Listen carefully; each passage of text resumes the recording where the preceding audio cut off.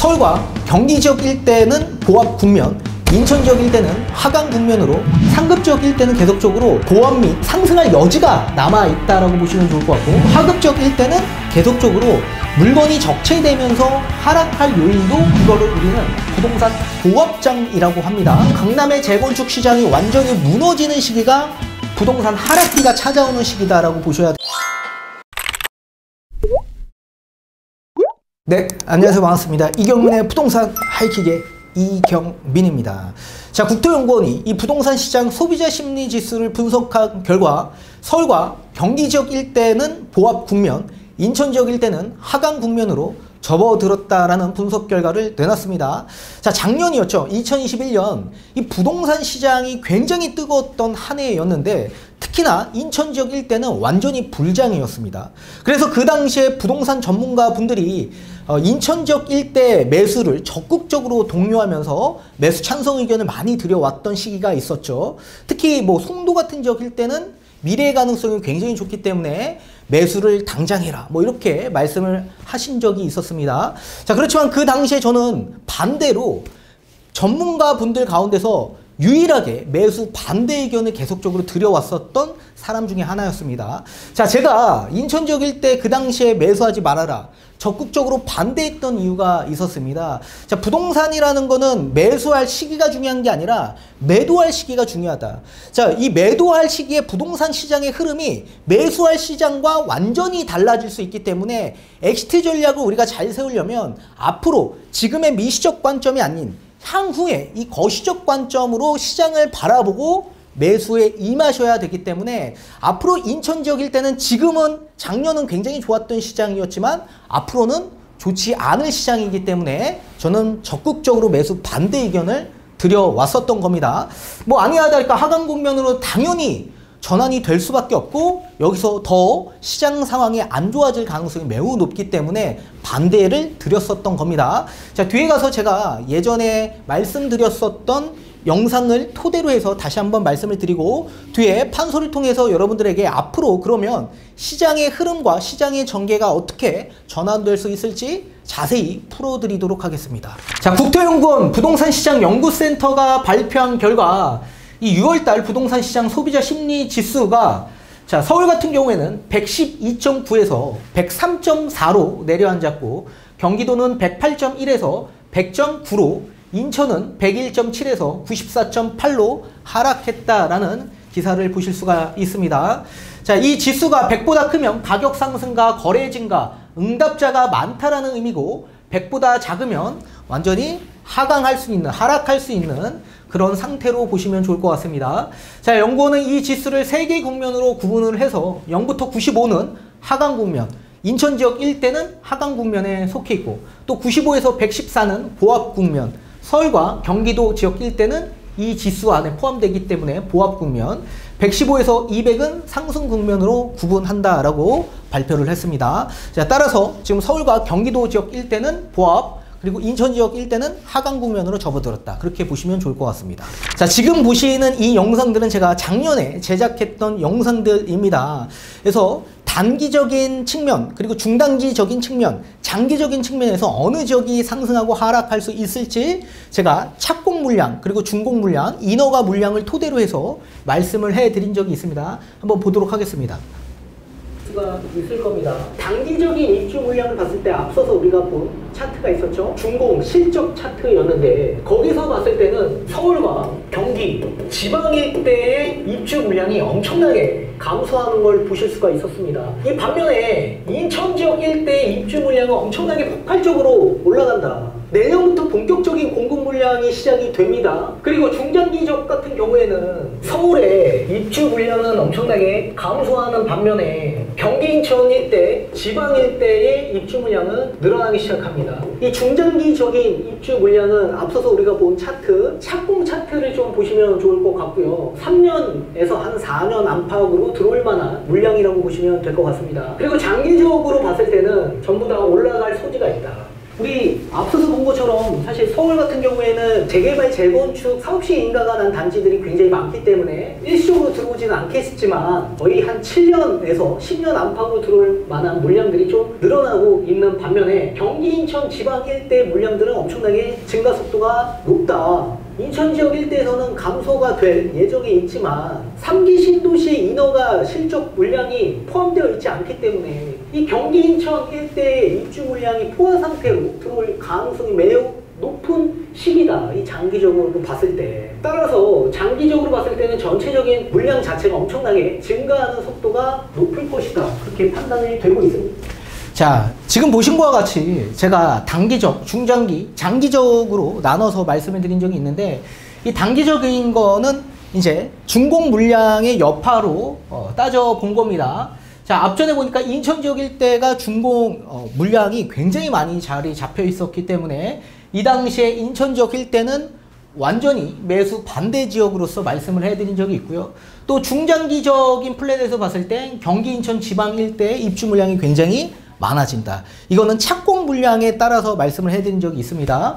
그리고 장기적인 측면에서 이제 당연히 부동산 시장에 있어서 전반적으로 하락 국면을 다 접어든다. 그렇게 말씀을 드렸습니다. 그래서 제가 이게 뭐 부동산 투자 전문가라고 해서 무조건 상승한다라고 제가 말씀을 드린 적이 없습니다. 반드시 상승과 하락이 공존한다라고 말씀드렸고 장기적인 측면에선 전체적으로 다 하락한다. 그렇게 말씀을 드렸었습니다. 자, 그리고 이번에는 지금 투자하면 안 되는 지역을 조금 더 세분화해서 다시 한번 말씀을 해드린 적이 있었는데 이 당시에 직원직설이었습니다. 인천 신도시에 있는 아파트에 뭐 관심이 많은데 뭐 투자해도 괜찮을지에 대한 내용이었습니다. 자, 답변은 전 반대였죠.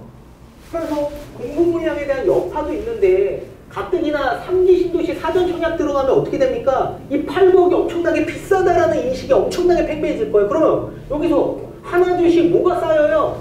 이 미분양이 쌓일 수밖에 없다는 얘기예요. 미분양이라는 게 한 1년에서 2년 정도 적체가 되면서 축적이 돼야지 가격의 하락이 나올 텐데 저는 그 시기를 2023년 이후라고 보는 거예요. 따라서 그 시기가 됐을 때 경기 외곽 또는 인천 일대 가격 하락에 대한 변곡이 생길 가능성이 저는 매우 높다고 판단이 됩니다. 네.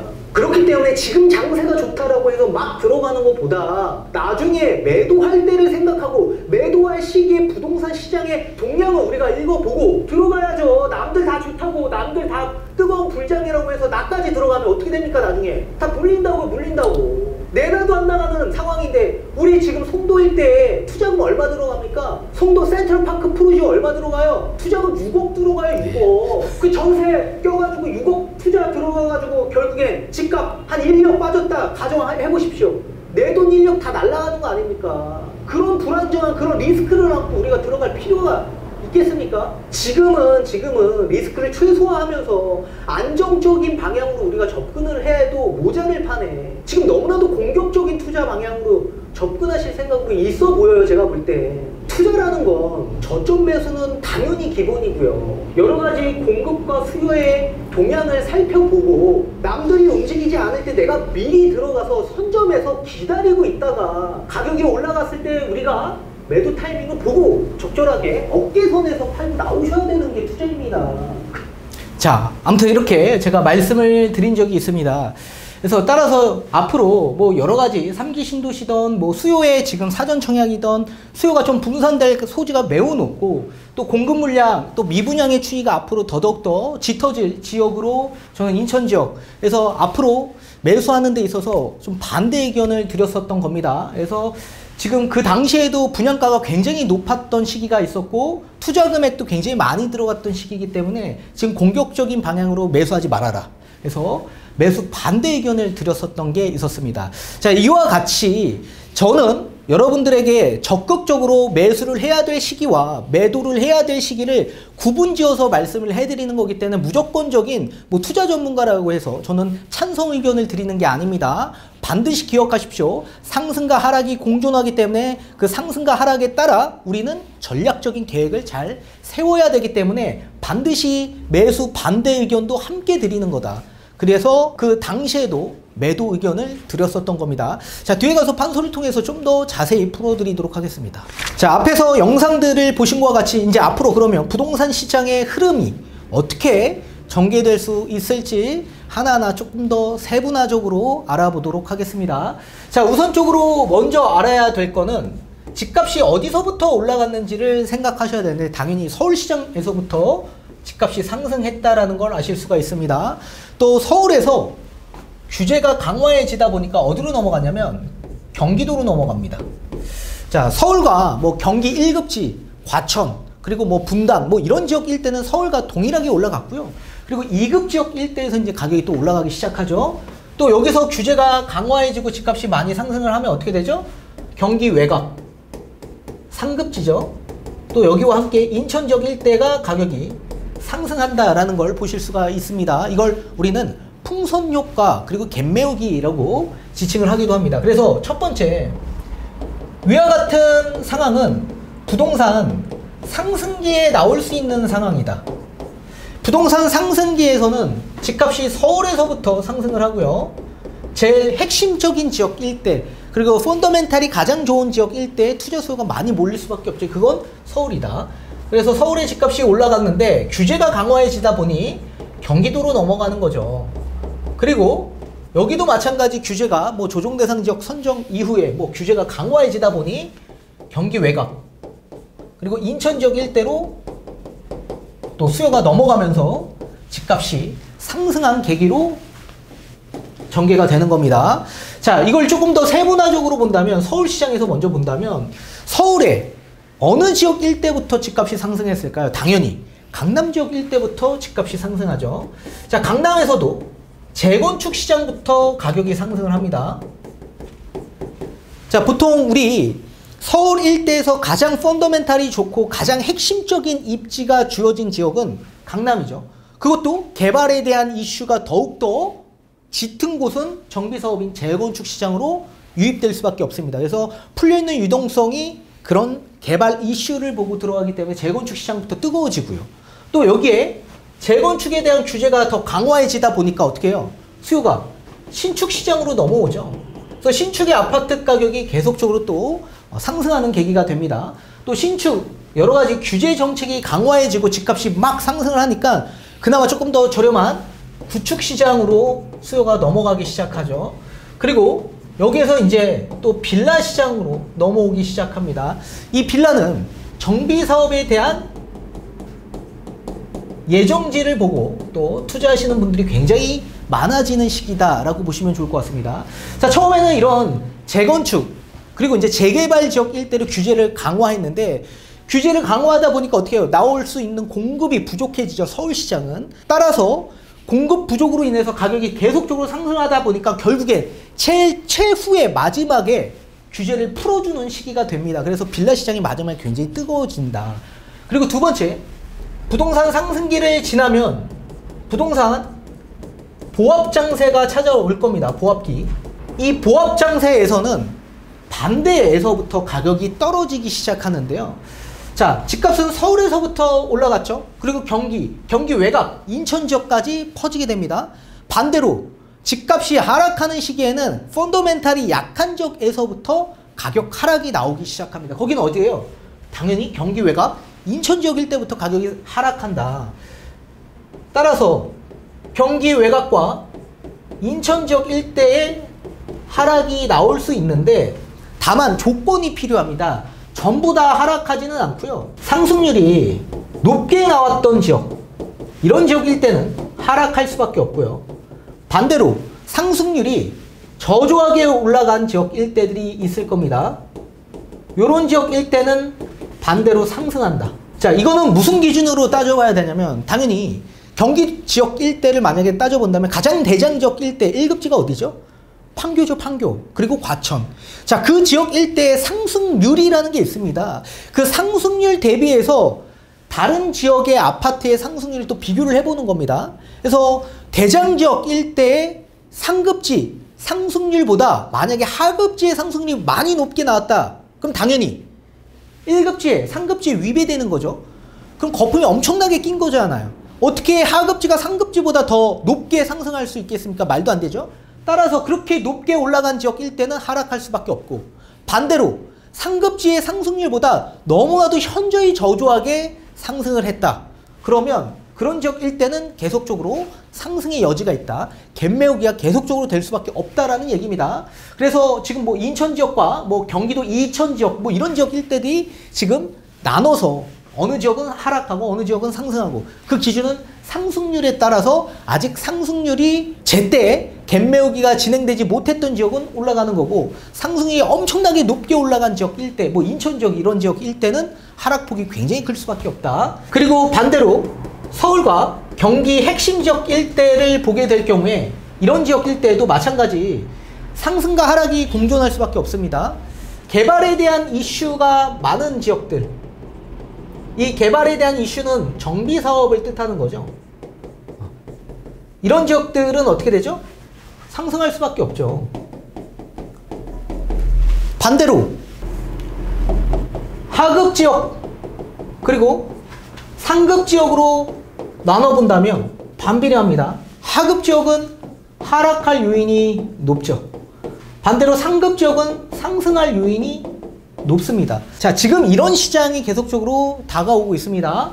자, 하급 지역의 하락폭이 나올 수 있는 이유는 결국엔 지금 뭐 노원이나 강북구 뭐 이런 지역 일대들도 마찬가지 상승률이 굉장히 높게 나왔기 때문에 하락폭이 클 수밖에 없는 거고 다주택자 입장에선 결국엔 물건을 처분해야 된다라고 한다면 당연히 하급 지역에 있는 물건을 먼저 처분할 수밖에 없겠죠. 그래서 똘똘한 물건을 가져가는 스탠스를 계속 취할 수밖에 없을 겁니다. 그래서 상급 지역일 때는 계속적으로 보완 및 계속적으로 이제 상승할 여지가 남아 있다라고 보시면 좋을 것 같고 그리고 하급 지역일 때는 계속적으로 물건이 적체되면서 하락할 요인도 분명히 생긴다. 이걸 보합장이라고 합니다. 그래서 갭 띄우기 현상이 나온다.